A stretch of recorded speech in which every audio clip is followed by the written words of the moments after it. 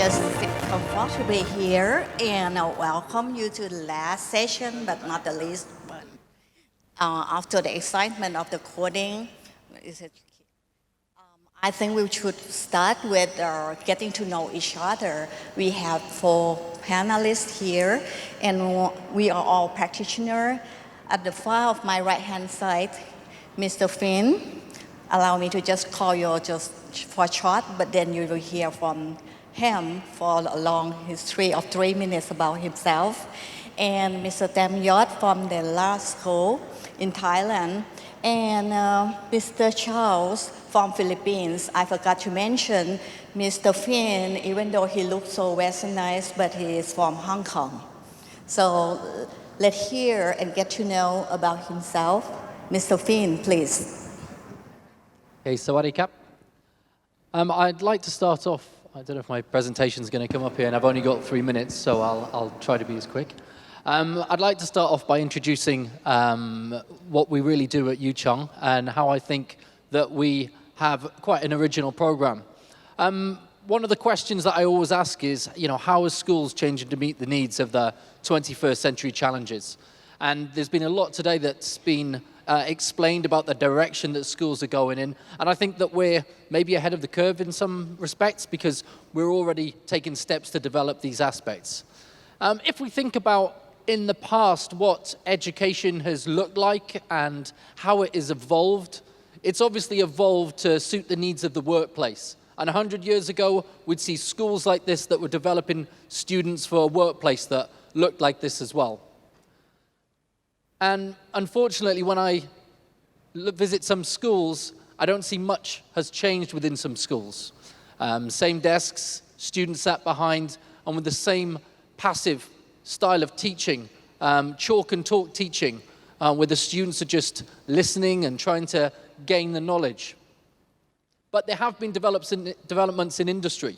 The developments, the way that employers want their staff to work, and the way that they need their staff to work has changed.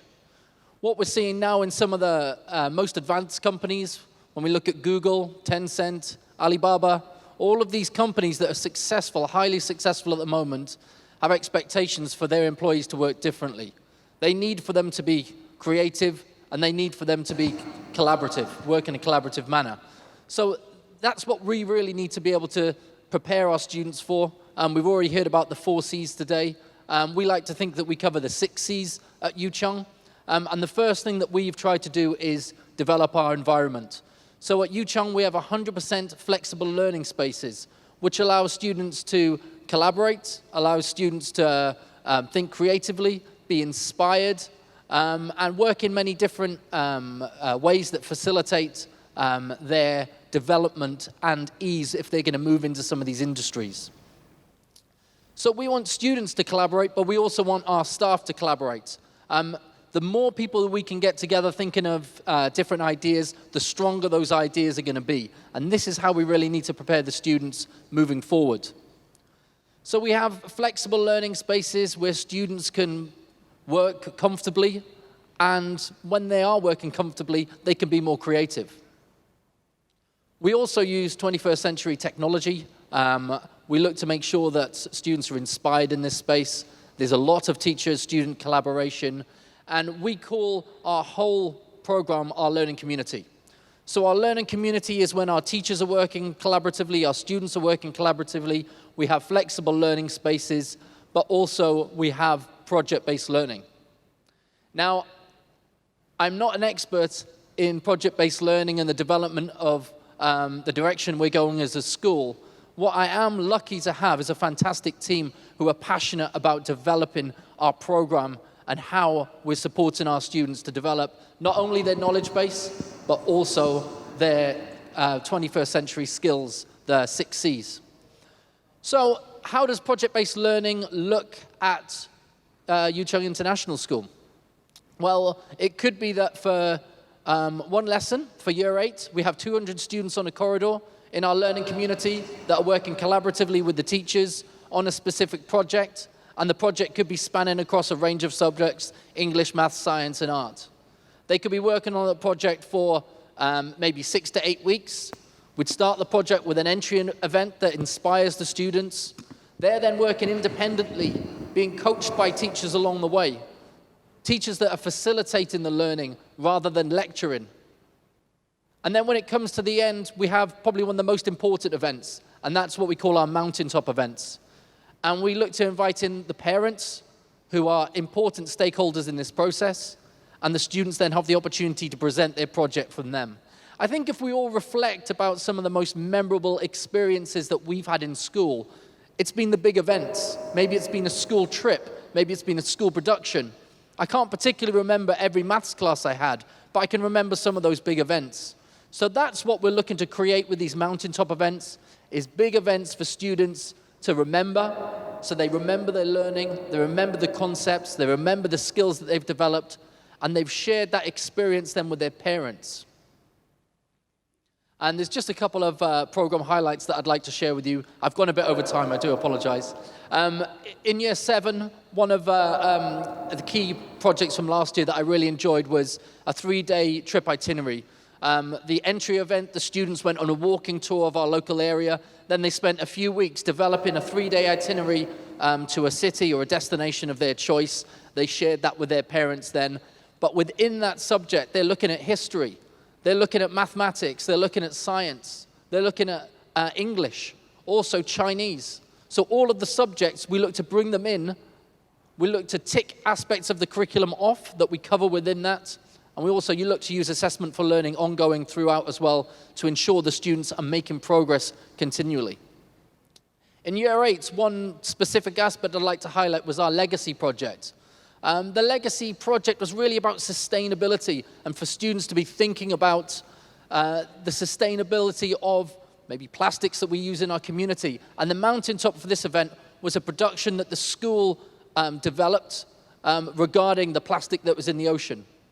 And a year 9 program highlight, I'd say, was Asia in the World. Students' entry event was just a question. How is Asia influencing the world in the 21st century? And then the students could go off in any direction they wanted, research a topic that they were passionate about. And our mountaintop event for that was a presentation, but also a debate, where they had to put their point across to their fellow colleagues, and their colleagues were quizzing them then about this subject matter and really holding them to task. Parents had attended that event as well, and they were able to ask questions, and it's such a positive aspect of this. Too many times when we invite parents in on parents' evenings, they're focusing on the test scores. This gives us an opportunity to discuss learning positively with the parents so they can understand it and they can support the journey we're on. Thank you very much for listening regarding that. Thank you, Mr. Finn. Are you ready for the second one? Actually, we're just warming up with getting to know our panelists. And the second one, Mr. Charles from Philippines. He is a science teacher, what we call science special teacher. I will let everyone know about your science, special science teacher. Special science teacher. Sawadee ka. Good afternoon, everyone. I am Charles de Guzman from the Philippines, and I am representing Philippine Science High School. Our school is, the goal of our school is actually to create a scientific mind which is passionate for excellence, dedicated to service of the country, and committed to the pursuit of truth. Actually, our school is kind of different and special because we are under the Ministry of Science and Technology of the Philippine government. We are created apart from the Department of Education. So our school is actually catering for the gifted students who are good and excellent in science, engineering, and mathematics. We are actually focused on science education for our students. And what we envision is that to become a leading science high school in the Asia-Pacific region so that our scholars become globally competitive Filipino scientists equipped with 21st century skills and imbued with the core values. We live in these 3 core values, which is truth, excellence, and service to the nation.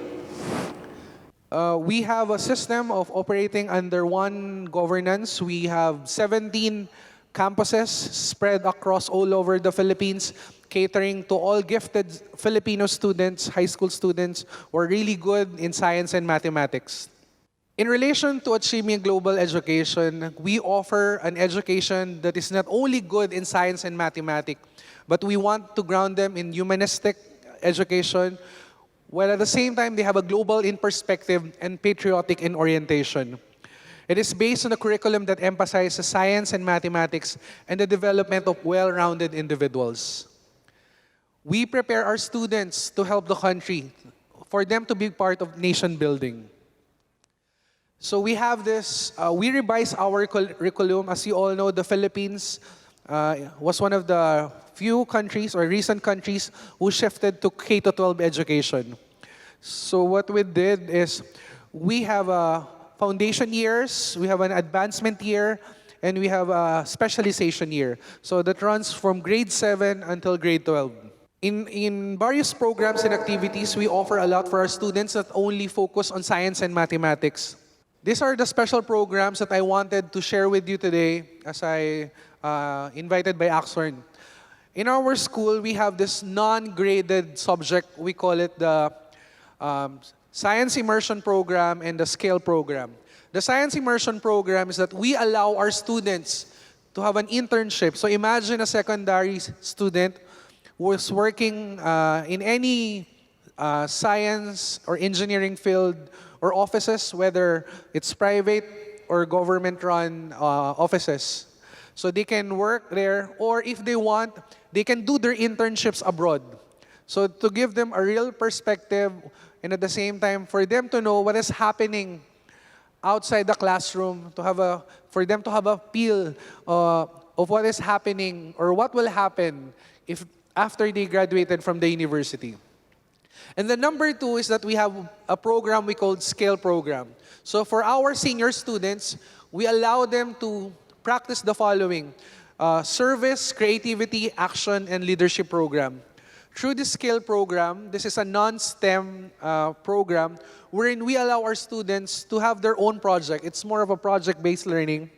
So this is a non-graded subject which they can choose whatever they wanted to do and apply the things that they've learned in school.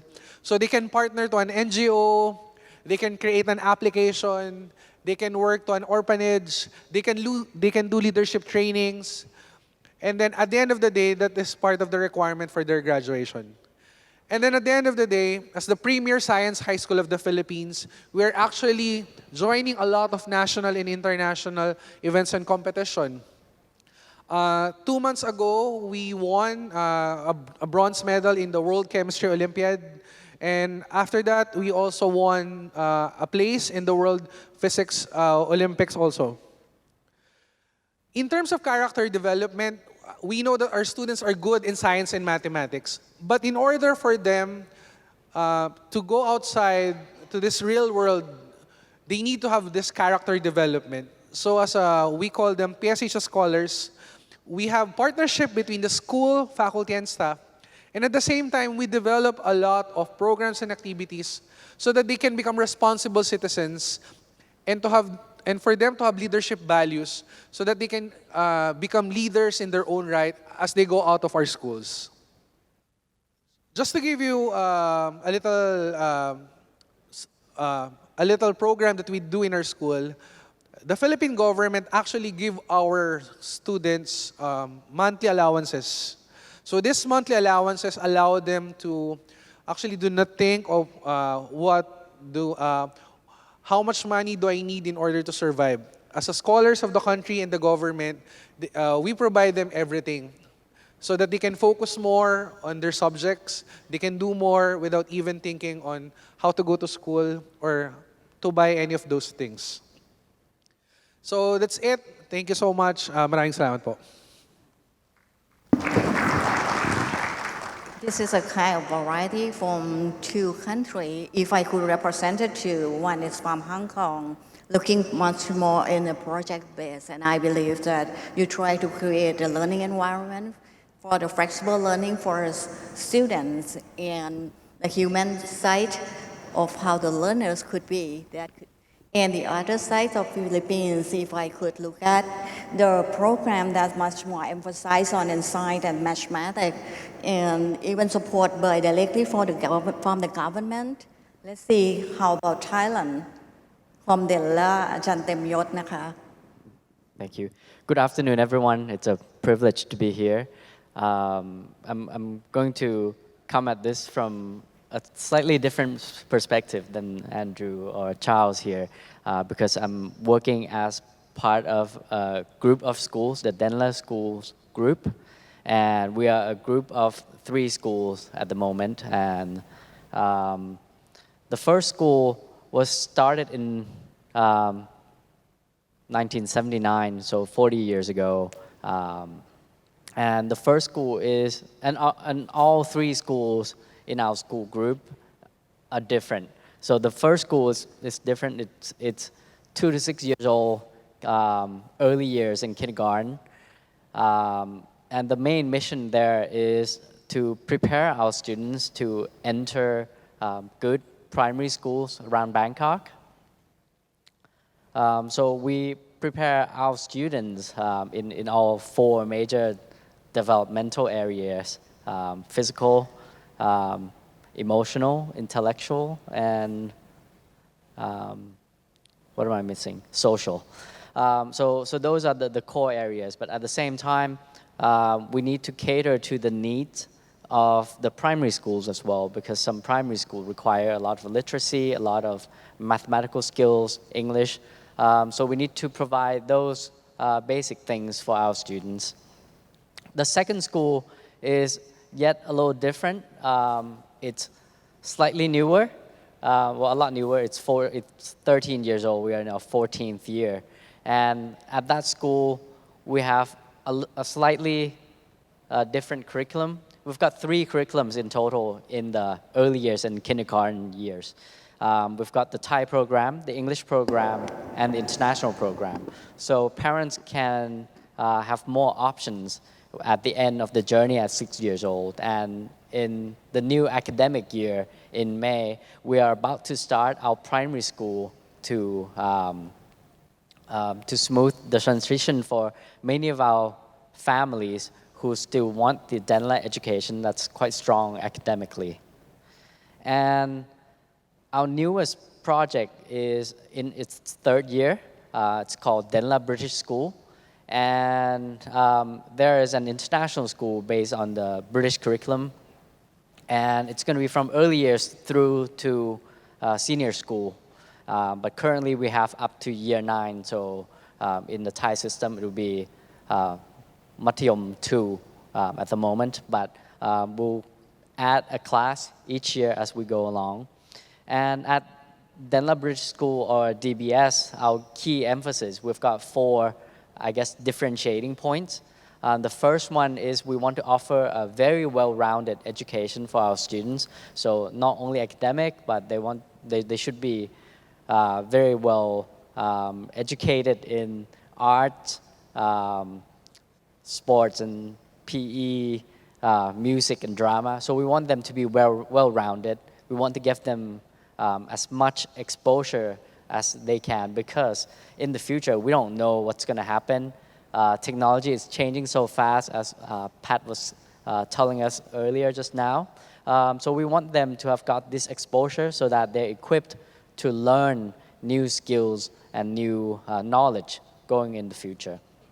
The second emphasis at DBS is that we want academic excellence for all. And the emphasis is on the for all, because different individuals, different pupils will have their strengths and their weaknesses. We want them to be strong in their pursuits. We want them to be strong in the areas of their passion and their strength.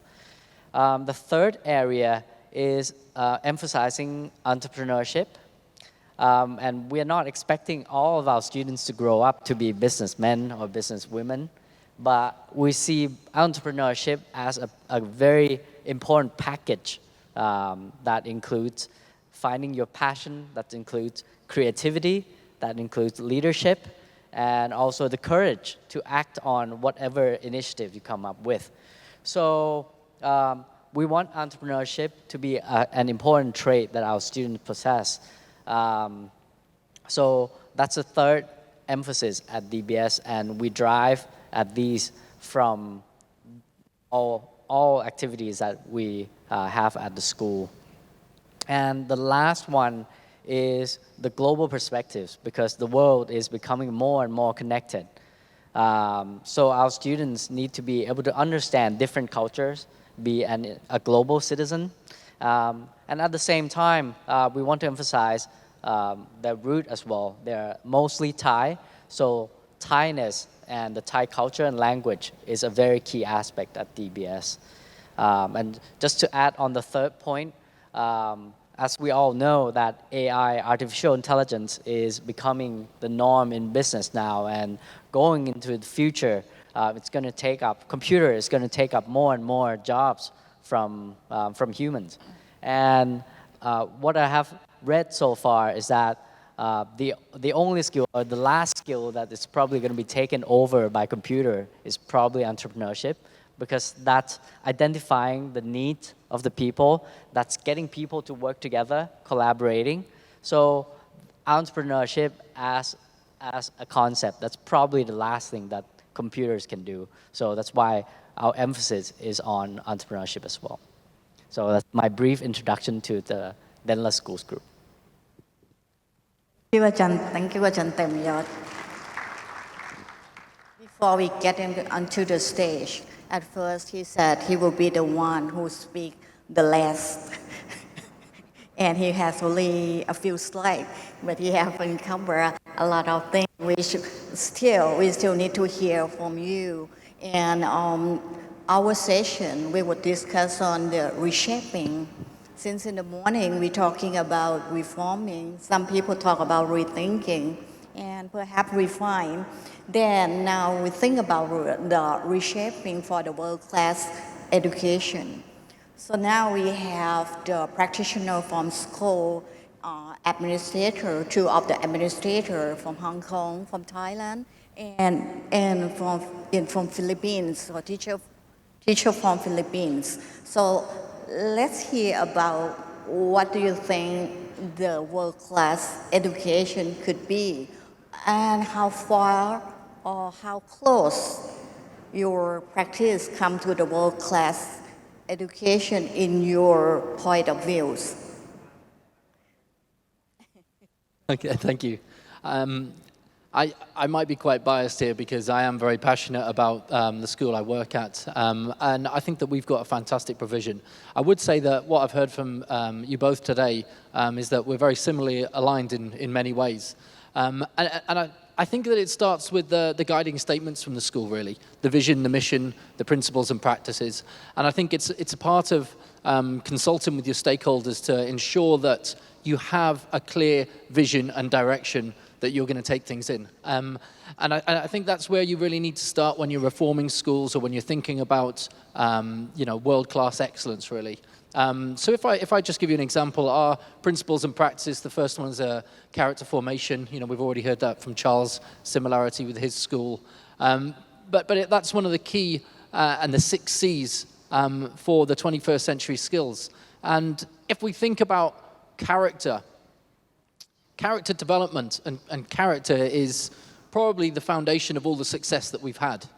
But how do we develop character in schools? Well, we've got a lot of different programs that we can put on for students, but if we know anything about teaching, is that we need to understand the subject and then be able to provide students with the feedback if they want to improve on that. So what we've been going through is a process of defining what character is with a psychologist from Australia. And then we're going to be following a similar concept as we do with all subjects, identifying students' strengths, identifying students' weaknesses, with the rubric that we've identified for character, and then be able to use the assessment for learning model to be able to provide them feedback on how they can continually develop their character. Another aspect that was also mentioned was regard to students' talents and really making sure that we're nurturing every student's talents. And I think that's a key aspect of a world-class education. I'm from the UK originally, and in many schools in the UK, we're very driven towards examinations and tests, and especially towards English, maths, and science. But what I find very refreshing about some of the world-class schools that I visit is that they nurture all of students' talents. If a student has a talent, a passion for art, drama, music, maybe it's computer science, then the schools are willing to invest in these and pay as much attention to those subjects as they are with the others. And I feel that is a real aspect of a world-class education. And I think it would be naive not to mention staff within world-class education, because I think that if we reflect on the most positive experiences that we've had in school, I think it would be with the connection that we've had with some teachers. And one of our principles at Chung is to ensure that every student has a meaningful relationship with all teachers. We want all teachers to inspire students regardless of what the subject is. Regardless of if the student feels that they excel in one subject, we want all teachers to motivate students to be inspired for their subjects. As you can see from my presentation as well, 21st century learning and our learning communities is the direction that we're going in. And it's actually not something that we've been developing overnight. Our CEO trained in the States, I think in the 1970s. She is in early childhood education, and she came back to Hong Kong with the concept of learning through play. And that's something she's been developing in kindergarten schools for the past 20, 30 years. But it's something that she's grown to understand. And that's why she sees the merits in the project-based learning approach and then the development of the learning communities. And I think that's one key aspect with the reform. If you're looking to implement some of these strategies that we're looking to implement, you need to have buy-in from all of the stakeholders. It's very difficult for one teacher to reform the direction a school's going in. It's very difficult for one principal to do so. You need to have the involvement of all stakeholders. That's the board members, that's the government. I was very refreshed to hear the minister speak this morning about the developments that he's pushing for.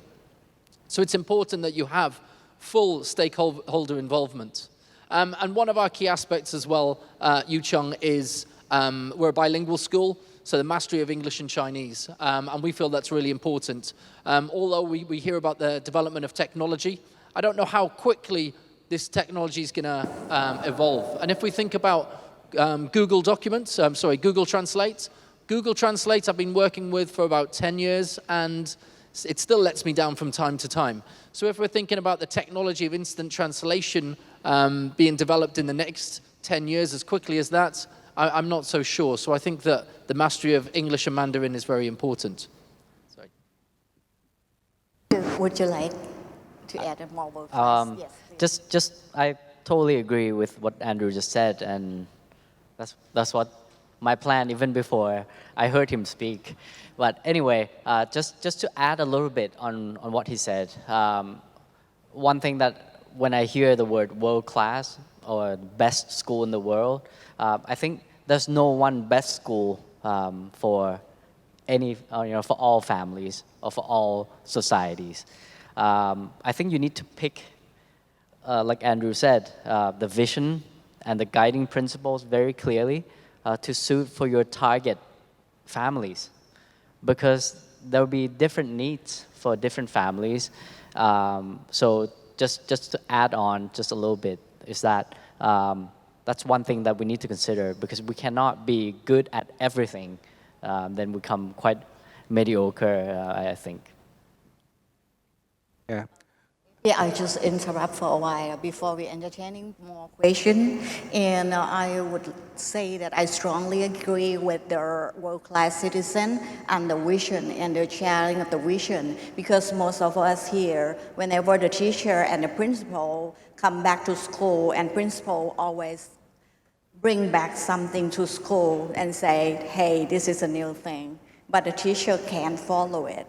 And mostly teachers have a difficulty in adapting to the new thing that has been said. Is this a reforming? Until the government could not fast and quick enough to follow up what the reform and what is the policy to spend with. And the third party, the private sector playing a big role in leading to the government policy. That is very interesting. So sharing the vision might be a good And the keyword of the success factor, if we do in becoming to a world-class citizen, and I truly agree of what you think that the children or students, no matter what, they might not be a science and techie persons, but they are beautiful as they are. Do we have to move it forward to the world-class citizen as such as say that why some audience asking why science and mathematics are considered two of the most suitable subject in the school. So I think this question should be the best entertained by Mr. Charles. Please. Thank you for that question. So, science and mathematics, they're very, very important subjects. In the case of the Philippines, the government created our school because the Philippine government believes that the way for us to go forward, and I think also in the case of Thailand and other ASEAN member countries, is for us to develop our economy, the more digital side, the innovative side. So how do we do that? We have to start in our education. As we give emphasis in our school, we provide strong background for our students through their lessons, doing not just basic science and mathematics, but also advanced science and mathematics lessons. But then again, what I would like to emphasize here is that it's not only about science and math. They also have strong humanities subjects. I think that in our school, in order for us to develop our students to become part of the nation building, if they're only good in science and math, and if they do not know anything about what's happening outside the classroom, then what's the point of being gifted in science and mathematics if you cannot apply those things? So what I'm trying to deliver here is that in order for our students to become global citizens, to become, to achieve, in the case of our school, to achieve a world-class education, we need to develop a strong balance between how to teach science and math in one side, and then how to have the humanities aspect. We are in the Industry 4.0, and we also have the Education 4.0. So as we talk about, we develop our education to move forward in this digital age. Let us not forget that we need to imbue to our students this character development, to have to be world-class citizens who are good, who have these digital skills, but at the same time imbued with good character. Because most of our students lately, they more into the digital world, but they have this tendency to retreat from the real world. So there is this gap between the digital world and the real world. So how do we bridge that gap? I mean, we wanted to move forward. We wanted to achieve world-class education. We wanted our students to be technologically advanced, to acquire all these digital skills. But then again, they also have to learn that these things, they need to apply it outside the classroom. So how do they apply all of these things outside the classroom? A while ago, before our session, Pat talks about coding. So how do you connect coding to what's happening, for example, here in Thailand? What are the social issues that you think your students can solve using coding? So I think that is why it is not only science and math which is suitable in your schools, but I think you also have to balance it with the strong humanistic subjects.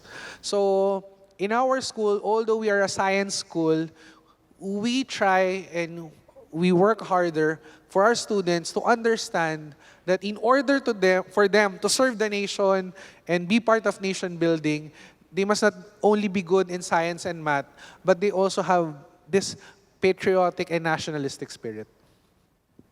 Thank you. That's quite clear explanation of the significance of the mathematics and science that have to be existing in this world, because the world is a world of science and mathematics. But anyway, we have to bridge the gap of the humanities side and the science and mathematics.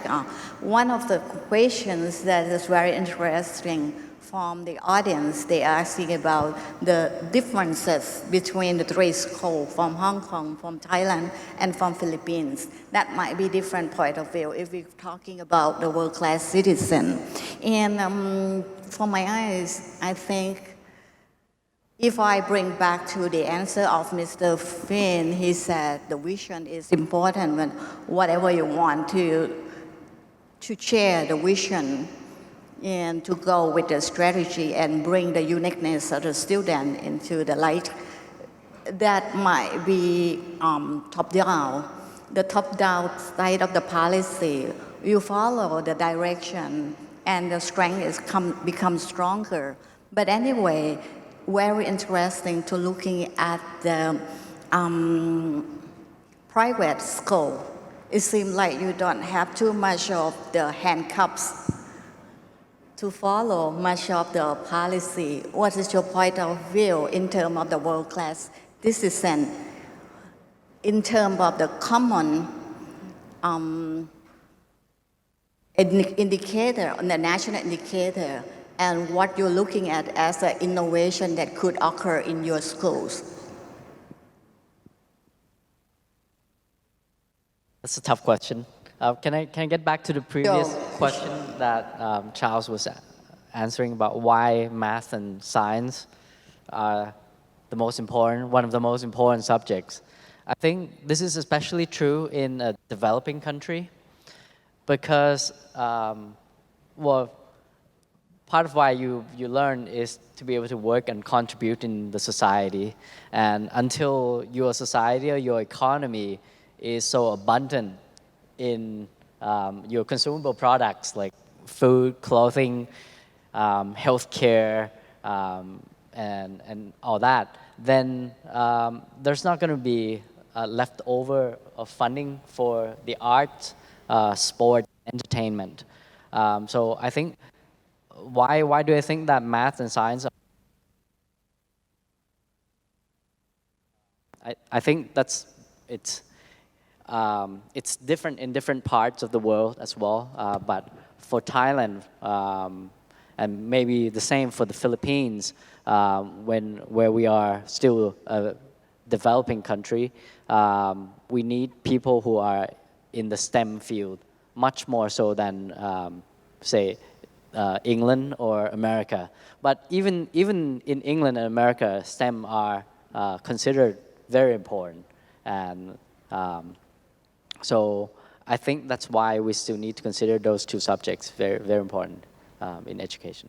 Yeah, and I think a lot of universities see them as facilitating subjects as well. So they're interchangeable with some of the courses that they have that students might want to go into. So I think there's emphasis put on them because of their flexibility with keeping an open journey for students to continue as well. Thank you. That is the answer and the reaction for the insights of mathematics. So perhaps we could become more specific of the next question on what is the common or the difference between the three schools about the science and the mathematics from your point of view, or in terms of you using innovation or some other way of bringing your school into the world-class education in a sense. Is it too difficult questions? Or the audience could help me out. Let me take the first stab as an administrator.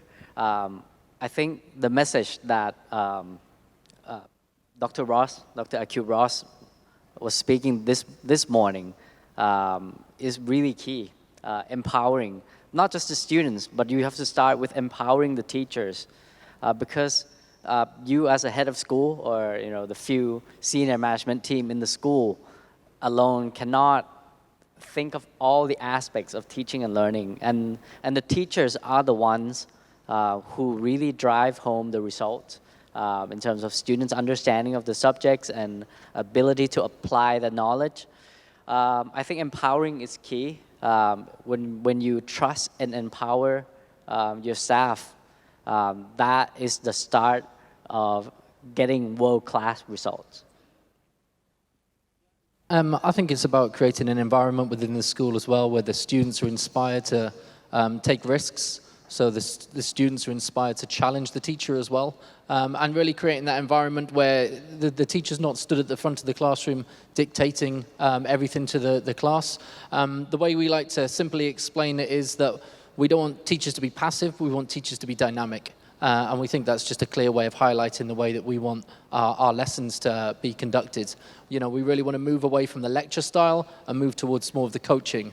Remember that, you know, a coach is somebody that's supporting the student to make the ideas, the student to kind of make the decisions, and that's what we really want to do. So we're changing the dynamic of the classroom. Yeah, I think also in the context of our school, I think one thing that we are currently doing is we actually do a lot of coaching for our teachers. So as our teachers teach our students, I think in order to achieve world-class education, we need to empower our teachers. So through coaching, so I don't know, perhaps principals and administrators here in Thailand, perhaps you can think about how to provide more coaching for your teachers, provide professional learning communities. So they may not go to graduate school, but then again, at least locally in your school, do you have this professional learning communities wherein every teacher has the chance to present, provide ideas to their fellow teachers? Because as teachers, we need someone who could also motivate us to teach. So if we do not have that motivation and inspiration to teach, I think that's one thing that will hinder us in achieving a world-class education. So I think that's number one. And number two, I think is we need to have more collaboration and cooperation. As a teacher, before I can see that when we ask our students to do project, we always have different projects for different subjects. So you have a math project, you have a science project, you have an English project. So your students cannot see, so why are we studying all of these subjects if we are doing differently? So there is a move now to make one project for all subjects. So the need for collaboration and cooperation. So your math teacher, your English teacher, your social science teacher, your science teacher can actually work together and actually achieve one project. I think that's one thing that they're actually doing in Finland. We all know that Finland is a #1 country in terms of educational system. They have a very different educational system. And there's this one documentary that I've watched. And what they're doing in Finland is they actually try to get the students to work on one project wherein all subjects are part of that project. And then teachers are actually working together, they collaborate and they cooperate.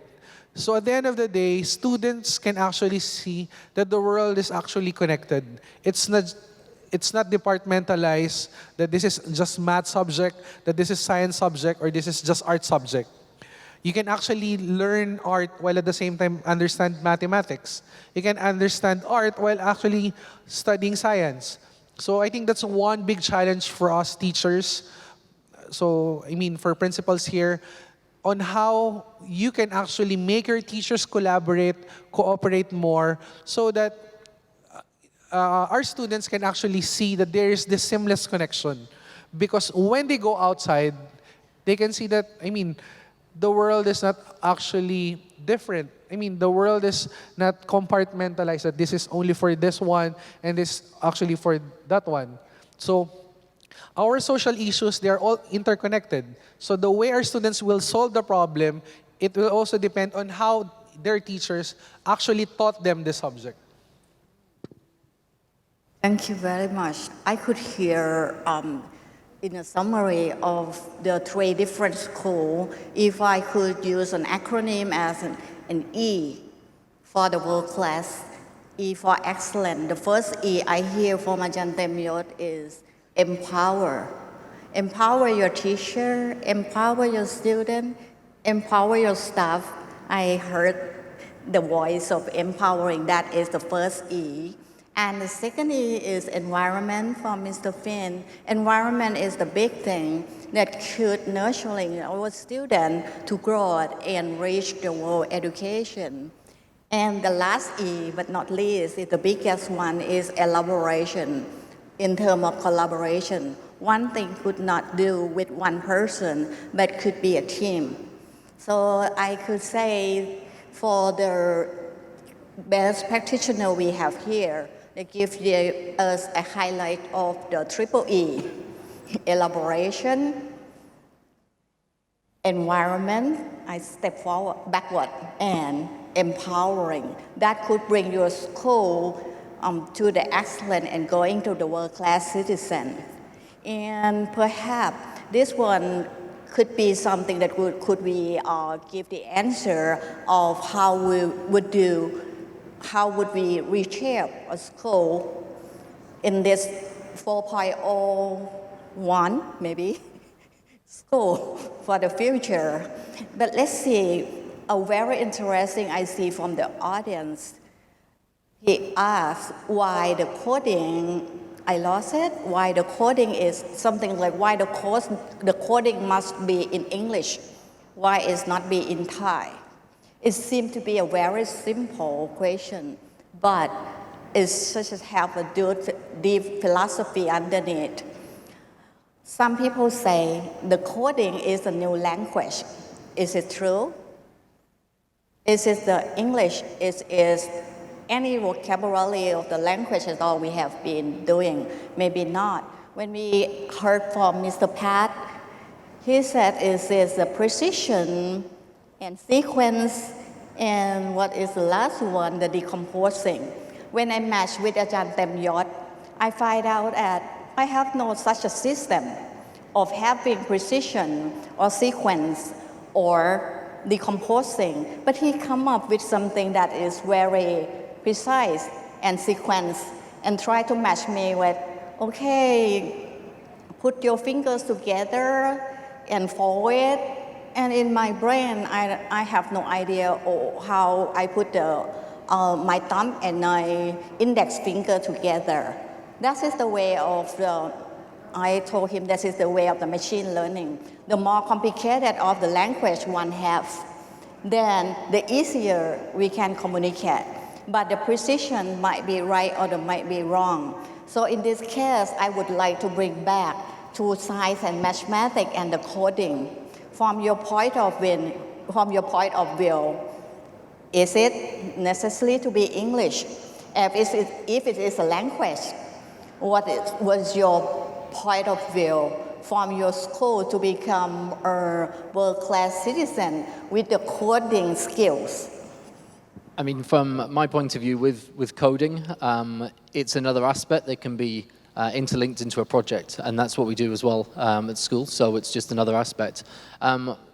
Whether we use the English language for coding or whether we use Chinese, it can interlink. So for us, we're a bilingual school.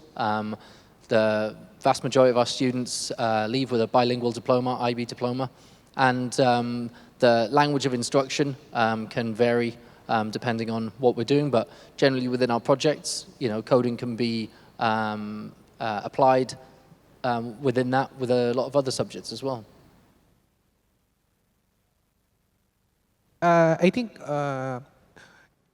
English as part of the coding language, I think it's something that can be overcome.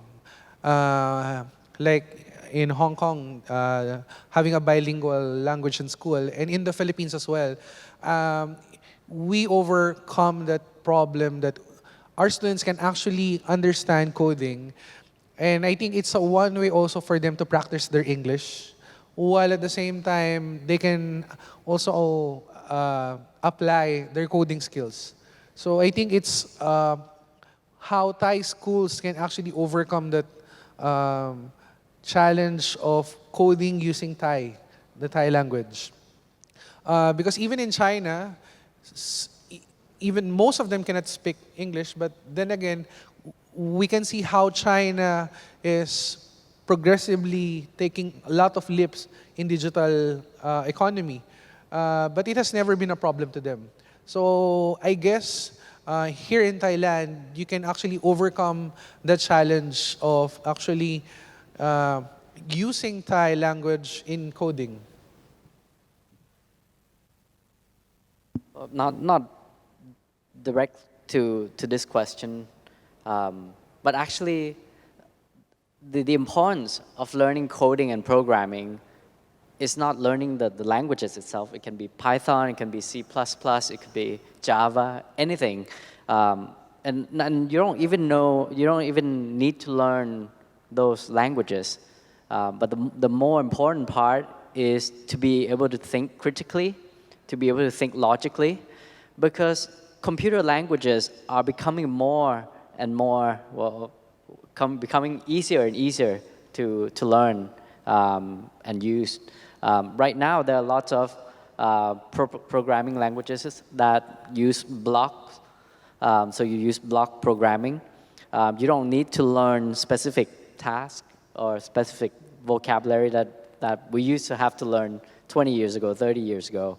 Now you can use icons and just sequence them together to make a program.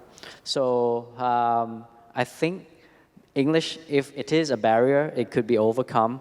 And even the coding languages themselves, the computer languages, you don't need to learn a specific language. And I read an article maybe a few months ago that the computer and the high-tech industry in the US is hiring more and more people from the humanities background because they bring in different perspectives, not just the logic and scientific mind, but when you approach a problem from a different perspective, then it helps them create better solutions.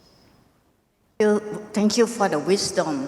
What I hear from Mr. Finn is that the language, the coding is just a way of communication. When you want to convey a message, there might be different language that you could comprehend or not. And you will never enough to learn different language. As Mr. Chow says, the language, the computing language or the coding, even in Chinese, they still can use the Chinese language also, Filipino language. So no matter what language is, it's not a way of learning the language, but it's a way of how you communicate. And how you communicate your thinking, as Temyos says, is not Java coding or whatever fancy program, but it's the way of your thinking, it's the way of how you teach your student to comprehend it. And you will see how Hong Kong unplugged. You said you don't use computer that much. Actually, it is just a tool. But you do with a project-based and different type of learning. That is the way that you teach your student to think. And then whenever you have a thinking in your mind, then you will be able to communicate through a different kind of language, which you might not be having a skill at all. You have the translation, you have the interpreter that could help you go through what people think about it. So the coding is another type of language of communicating between the user, the programmer, and the computer. But how would we tell the robot to do according to our purpose is how you look at it precisely, concisely, sequentially, or decomposing, which might be in Ajahn Temyos for that. But he might be a man. This is the kind of a man thinking, very systematic. But for our women and a lot of us, we will think something like very divergent. Some people said, thinking like a man from Mars and a woman from Venus, how would you accommodate two types of people within the same language of coding? So that's the way you interpret and you communicate through not the coding, but the thinking, and vice versa to the coding. So come to the question that's very connected, I think. So he said, probably could be repetitive how you teach the coding. How would you do if the internet is not stable? And how would you do the finance? So if you really believe that it can be unplugged, then it won't be answer for all of those. But if you entertain this question would you be, if without a stable internet, without the financial support, what would you do? Not in the case of private school, not in the case of Hong Kong, or yes, or would you like to answer? Yes, the coding. If you lack of the financial support, and your school is not, the internet is not stable, what would you handle with the coding? Yeah, I mean, with coding, there's a lot that you can do. I think, as you've seen from some of the schools that were in the videos, you can use a lot of resources to develop different programs so students get an understanding of how it works. I mean, as Pat showed us earlier, to get a physical understanding, we did the activity. And that kind of promotes a little bit of understanding and a little bit of passion for the subject. But there's so much variety in what you can do. And also there's a lot of videos as well that students can watch so they can get an understanding of it on the internet and border as well. So I think that what we really want to do when we are reforming and when we're looking for change is to really ensure that we have passionate teachers behind us, teachers that are going to find and create resources that are going to inspire students to be proactive and be lifelong learners and want to continue learning outside the classroom as well. So maybe they'd spark that flame of inquisitiveness, and they'd go on to then want to understand more when they're at home, so on and so forth. So I think it's not just about having the tools. I think that's very important.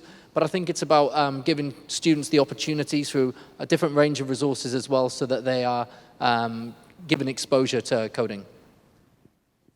Yeah, I think I can answer for the Philippines because there are a lot of rural areas in the Philippines, far-flung areas in the Philippines, which has no internet at all or unstable internet.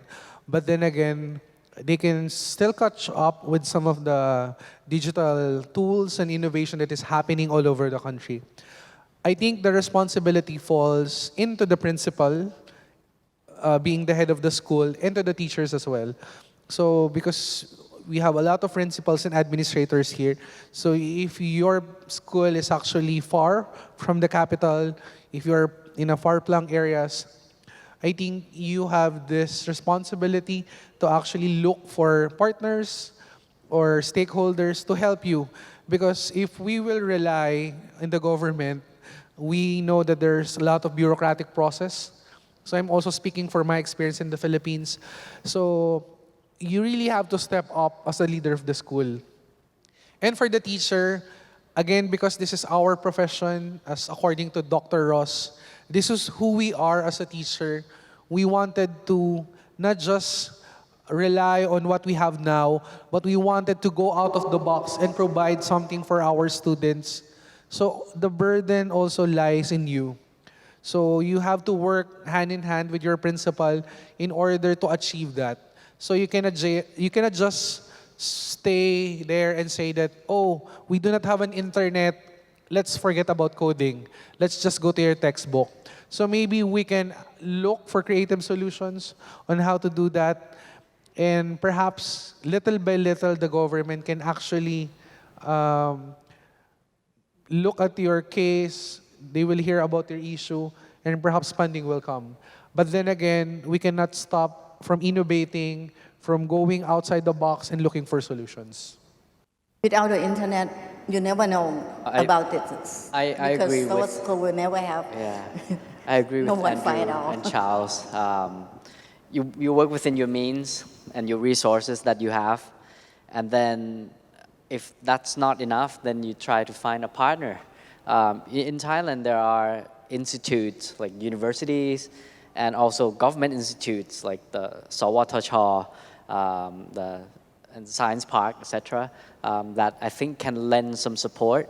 So and business partners as well, like the business organizations that might be willing to help support for this. So I think those cover.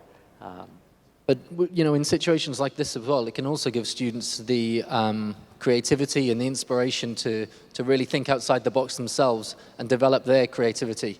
And there are many examples from throughout the world where students have been very innovative with their technology, and they've created something new from reusable resources as well.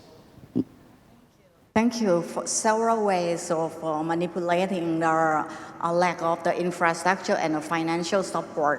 Just think outside of the box, think outside of the circuit board, main board, then you can code easily. So I think we come to the very last question. That might be the most difficult one. On the top, they're asking what is the most difficult thing to reshape the world-class education for Thailand. I can hear you take a deep breath. I mean, it's difficult. It's a difficult question without actually seeing where the classrooms are at the moment. But I think that there seems like there's a lot of progress with the assessment for learning. It's a great tool where it can be used not just with assessments at the end of a term or at the end of a block, but continually throughout the class with peer-to-peer assessment, teacher questioning for assessment for learning as well. So it's a really kind of interesting tool to use. So it's very reassuring that everybody's using it. Feedback is one of the most beneficial tools that we can use for students to progress. So the more aspects, the more we work to develop the feedback we can give students, the better it can be. But to reshape the world-class education, it really depends on what you're focusing on. And I kind of go back to the vision, really. All schools are different. All schools have a different context. As the minister said, the schools in the south, the middle, and the north of Thailand have very different objectives. And I think for each school to maybe not just specifically think about this world class, but what's world class in their view, rather than world class in maybe our view. Our view of world class could be very different to what you and your stakeholders should be. And I think it's about defining what world class is to you, and then with all of your stakeholders then driving towards that. And whether that is the development of coding throughout all classes, or the development of project-based learning or flexible learning spaces, it depends on your context. But world-class, I believe is the environment that's created in the school, not just the physical environment, but the environment created by the teachers, by the students, the joy for learning, the passion and the empowerment. Yeah, I think I'll answer before we give the final floor to our Thai colleague here. So I think one of the most difficult thing that we will encounter as we achieve world-class education is, I think not only government support, funding, but I think to have an answer for that. Why is there a need for us to have a world-class education? So to begin with, I think that is one question that I will pose to all principals and school administrators here in Thailand. The question of why. Why do you want to become a world-class school? Why do you want to achieve a world-class education? Because if you can answer that individually or on your own, then I think you can actually go with the how, with the process. Because achieving a world-class education, I think the trend is, if you do not understand what is a world-class education, you will just bandwagon with other schools. I mean, in the case of our school in the Philippines, it is very clear for us why do we want to become a world-class school, a world-class science school in the ASEAN region or in the Asia-Pacific region. Because we have the best and the brightest Filipino high school students in the Philippines. We only get 1,200 students all over the country to go to our school. But before we did that, we were able to answer the why. Why do we wanted to become a world-class secondary school? Why do we wanted to be the best? Because if we do not answer that, then we cannot go to the how. So I think the same with Philippines and Thailand. If we really wanted to catch up with our ASEAN neighbors and our neighbors in the Asia-Pacific region, the one thing that school principals, administrators, teachers, and the students, we need to answer the question of why, so that at the end of the day, all our actions, all the steps that we will take, even though we have all the tools that we need, but if we do not know how to answer it, then we cannot proceed to the why and the how. So that's all. Thank you very much. For me, the question again is what's the most difficult thing to reshape for world-class education in Thailand? And for me, it's to overcome this particular perception. This morning we heard about the competency-based education. So we should drive for more competency rather than knowledge or just literacy alone. 60 years ago, the goal would have been to get people to be able to read and write. That's literacy. And then 30 years ago is the knowledge. It was the knowledge economy. But currently, it's the ability to have the knowledge and then build it up, with more practice and rehearsals to become skills and, combine with whatever other behavioral aspects of a person to become competency. And I think what Thailand is still stuck on, and a lot of places in the world too, is the perception of the usefulness of exams. Because the exams are a tool for the past decades. It's used to assess how well students have learned, the knowledge. But I think we need to look at exams as an evidence of learning,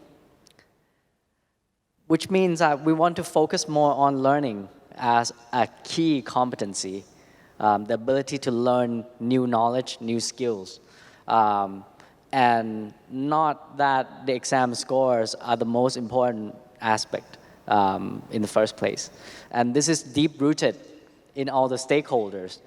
The parents still want very high scores, high grades on these, key, very important exams like IGCSE and A levels.